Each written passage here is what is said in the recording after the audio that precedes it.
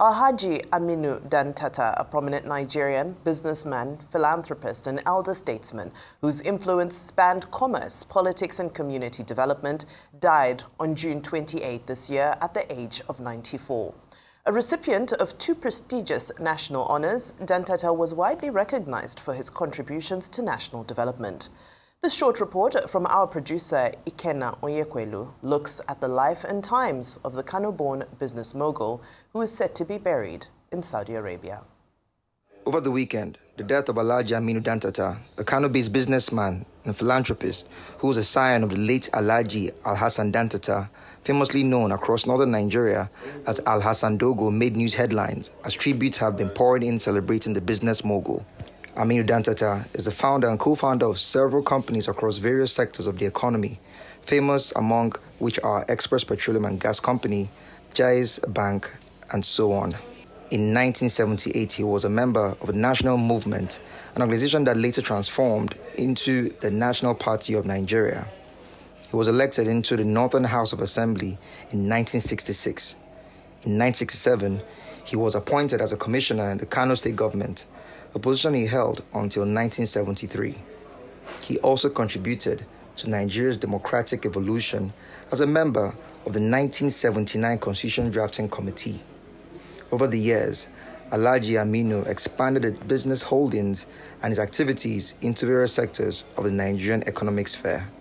The billionaire was honored with several academic accolades, receiving honorary doctorate degrees from top Nigerian universities such as Ahmadu Bello University, Bayero University, Abia State University, Imo State University, and Usman Danfodio University.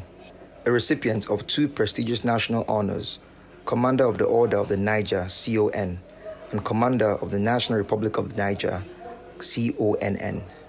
Dantata was widely recognized for his contributions to national development. He was deeply involved in philanthropy, investing heavily in education, youth empowerment, and skill acquisition. His efforts supported thousands of Nigerians in accessing better opportunities and improving their livelihoods. The federal government has detailed a delegation of top government officials led by the Attorney General of the Federation and Minister of Justice Lateef Fagbemi, Minister of Defense Mohammed Badaru, and Minister of Information and National Orientation Mohammed Idris to the burial of the Kano-born business mogul in Saudi Arabia. The news filtered in just as Saudi Arabian authorities have approved the transportation of Dantata's body from Abu Dhabi to the holy city of Medina for his final Islamic funeral rites. Nigeria and the world have lost a man of unique qualities who won't be forgotten, as his legacy will continue to live on. His legacy absolutely will continue to live on. Well, joining us to discuss the life and times of Aminu Dantata is Mahmud Jega, a Rise News analyst. He would also discuss the resignation of Abdullahi Ganduj, who was compelled to resign as the national chairman of the ruling All Progressives Congress, citing health issues. Good morning and welcome to the program today.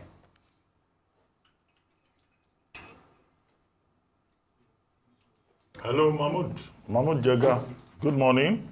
Yeah, hello. Good morning. Hello. How are you? Good morning, Agarube. Okay, well, two things. I'm okay. We've been discussing Alhaji Aminu Dantata, business mogul, philanthropist, patriot, the first man to, in fact, buy a private jet in 1968, long before, this new generation of private jet owners. Old money, I said earlier this morning. We just like you to talk about his life and times. And after that, we'll talk about Colonel Abubakar Dangiwa Umar, who says that he was not the only soldier who supported June 12. There are others, and that those other persons also should be recognized. Those are just 2 basic issues. Okay. Regarding Alhaji Aminu Dantata, who is being buried in Medina today, it was really the end of a very long era. He, in the last 30 years or so, was the patriarch of the Dantata family, which is the best-known business family in northern Nigeria. You know, their name is actually synonymous with wealth and business. There are even local sayings in Hausa. Even if you have money like Dantata, you know, it's a well-known saying. And the dynasty was founded by Alhaji Aminu's father, Alhaji Dantata, who died in 1955. He was an extremely wealthy local merchant. It was said that in 1929, when the first bank was opened in Kano, he was persuaded to open an account, and he brought 20 donkey loads of silver coins to open the account. He was that wealthy.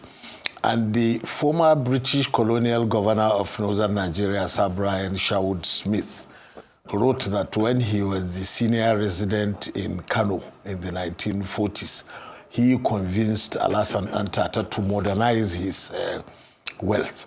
And that was how he went into property, construction, transport, banking, and all kinds of things. And he had many children, and all of them were very wealthy and prominent in the 60s and 70s, even in the 80s. Alhaji Aminu, who just died, was one of the youngest, if not the youngest of the children. And after all or most of the brothers passed on, he became the patriarch of the family. They had this huge company that in the 1970s called Dantata Land and Sea Company. I first saw it when I went to Kano in the 70s, and they had hundreds of trailers and trucks. But in the last 30 years or so, Alhaji Aminu, as the patriarch of the family, was not so much interested in making money, but in giving it away. That's how he became well known as a philanthropist, you know, investing in schools, hospitals, widows, physically challenged persons, orphans, mosques, all kinds of things. He was just giving away money. And he became a very prominent community leader in Kano. We could see in the newspaper that almost every VIP who visited Kano would pay him a courtesy call. He was 90 years plus, so he had a lot of this wisdom that he garnered after so many years in business and briefly even in politics. So his passing is really the end of a very long era, but the Dantata family's fame in business will continue for a time, because you can see some of his grandnephews like Aliko Dangote and Sayu Dantata and many others. They are the face of modern business in Nigeria right now. So the Dantata dynasty in business will continue apparently for a long time to come. Yeah, the other subject is about Colonel Abubakar Dangawa Umar and the CFR that President Tinubu has given him, and his statement that in fact there were persons in the military who fought also for June 12 who also deserve to be remembered. Well, I read yesterday evening the letter that he wrote, more or less accepting the honor that he was given. You know, previously it was a small scandal that when the president honored all the heroes of the June 12 struggle, Colonel Dangawa Umar was somehow omitted, and there was hue and cry. People said, how could you forget a man like that who sacrificed his military career, almost sacrificed his life, fighting to actualize the June 12th. I remember very well when I was a reporter in Citizen magazine that time in 1993. He was still in the army, but he came to our newsroom in, I think he was coming from either polo or golf club in civilian clothes, and he came and spoke very forcefully about why the June 12th election must be validated. And personally, I was wondering at the risk he was taking as a serving military officer. So it is well that his role in the struggle was finally recognized. But then, true to his character, he said, I'm not the only one. There were many other military as well as some civilians who also played prominent roles. You wouldn't know about it because they were soldiers.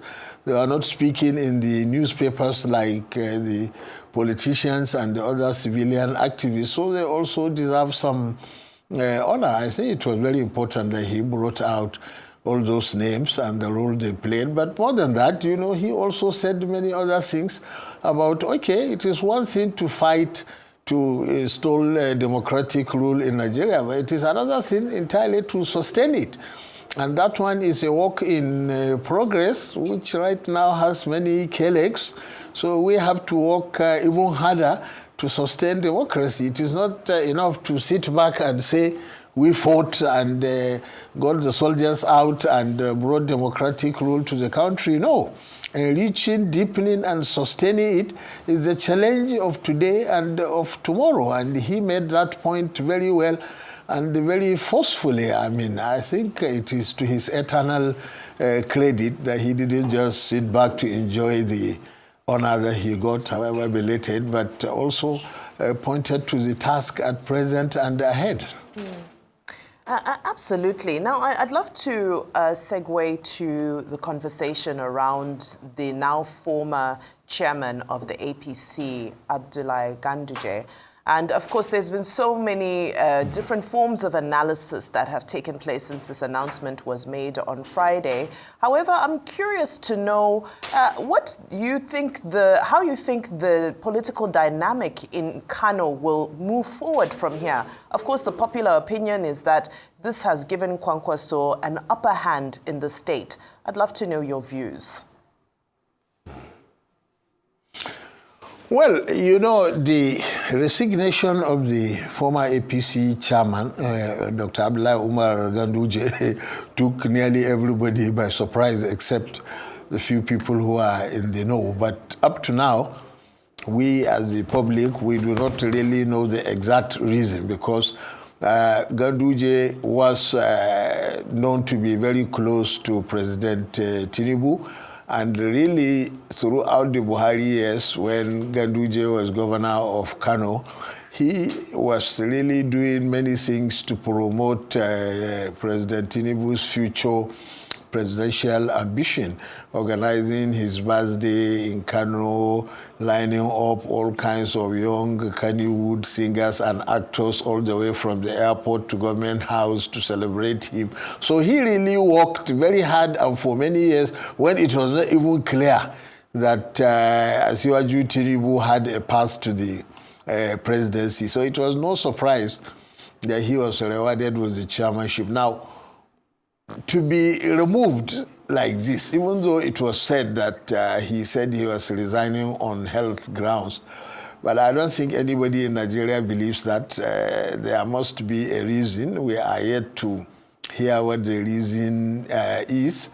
And definitely this resignation will have implications, first in Kano politics and then all over the country, and in particular the APC, to do with the permutations for the 2027 upcoming elections. In Kano, it is known that Ganduj, who was a former two-time deputy governor to Kwankwaso in 1999 to 2003, and again in 2011 to 2015, later on they fell out spectacularly.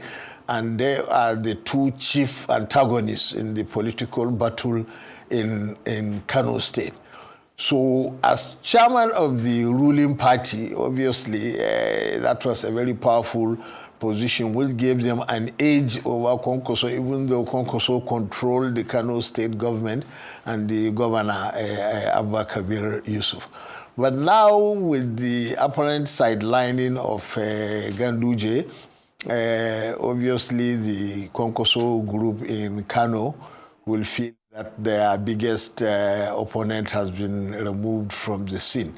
Now, whether the speculation is true that he was actually removed in order to pave the way for Kwankwaso and possibly with the governor to come into APC.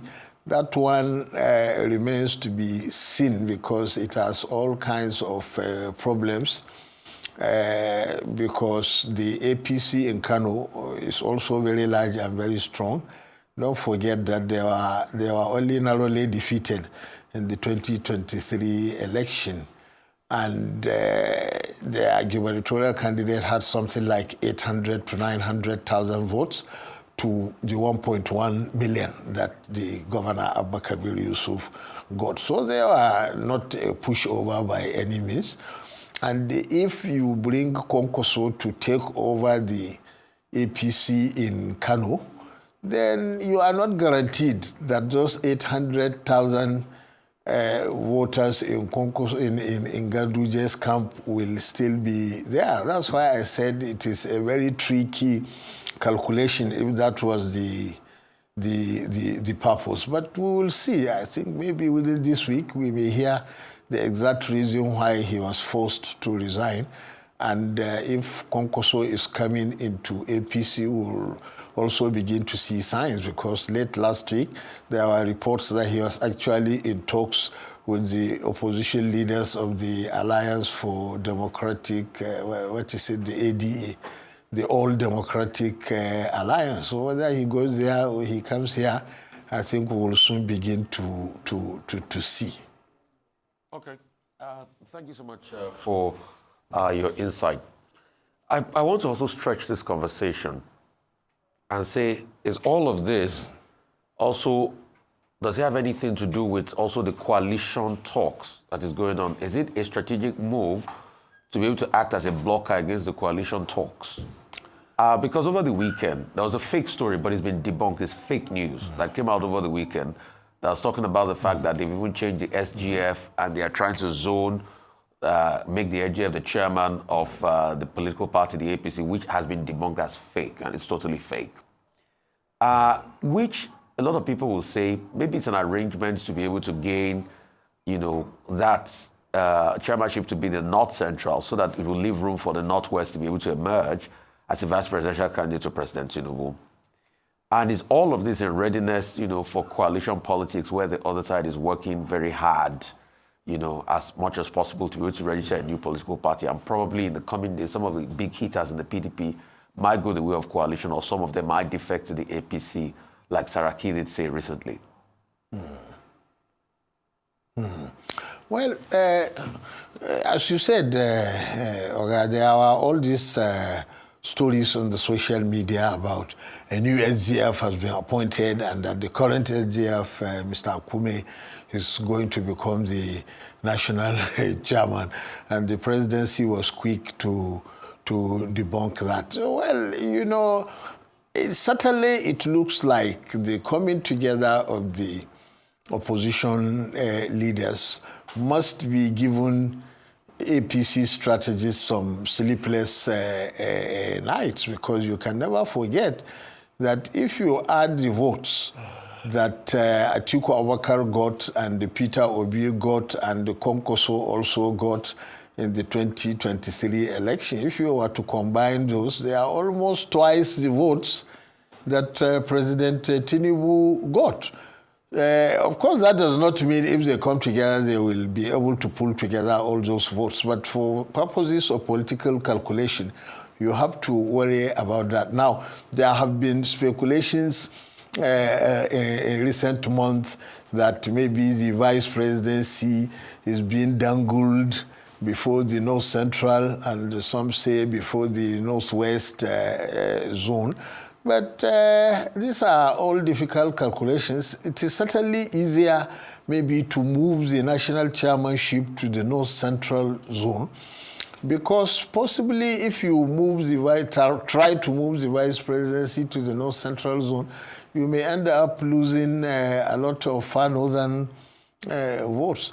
And even the calculation that maybe if you have a vice president from the Northwest zone, personally, I wrote about that some weeks ago, that I am from the Northwest zone, from the Sokoto-Kebbi axis, and I have observed as a political reporter in Nigeria for 30-something years the Northwest Zone does not have a sense of oneness and unity that other zones have, including the Northeast Zone. If you pick a running mate from Kano, that does not in any way guarantee you support in Sokoto, Kebbi, Zamfara, Axis, or even in Kaduna, because people in that zone mostly see politics in north-south terms, not in north-west. There is really not much political unity in the northwest zone. I don't see people in Sokoto, for example, saying, yes,